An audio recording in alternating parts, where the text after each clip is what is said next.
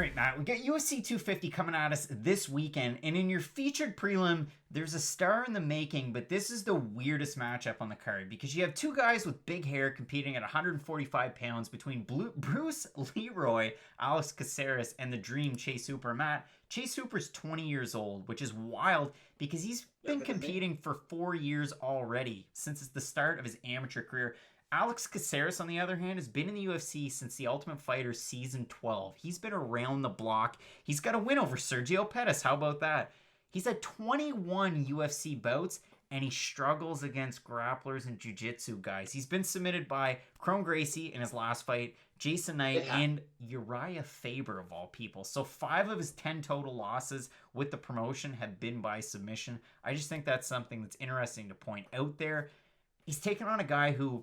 Chase Hooper had the decision win on Contender Series. He got a developmental deal. He had a split draw in one of his fights, but he's been winning ever since. And he fought the lesser of the Tamor brothers in his last fight. He got hit a little bit, but then he kind of came back. And I mean, it was a first round finish nonetheless. But what do you make of this one? I think this is a real flip of a coin. The odds are close, but what do you think here?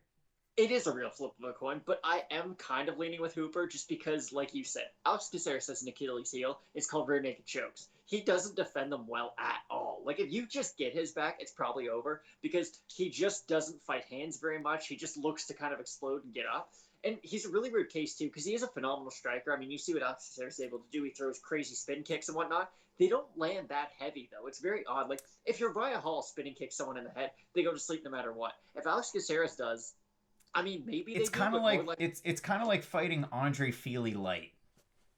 Yeah, that's a pretty good example. Like if Yair Rodriguez just had no power and like zero grappling at all. I mean, they did fight.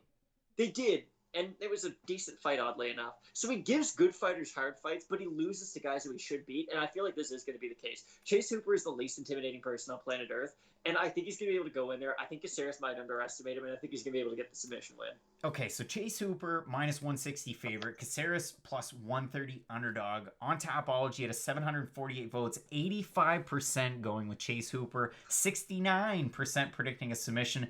The disappointing part of all this is just due to the way the world is, Chase Hooper can't go to M&M World in Vegas, and the kid loves the chocolate candies. So Matt, you're going with Chase Hooper. I'm going to agree as well, and it's not a clear-cut card. There's a lot of fights here that the odds are very close. There's some fights that aren't close at all. So you're going to want to keep it locked in with Fight Night Picks this week as we predict the rest of UFC 250.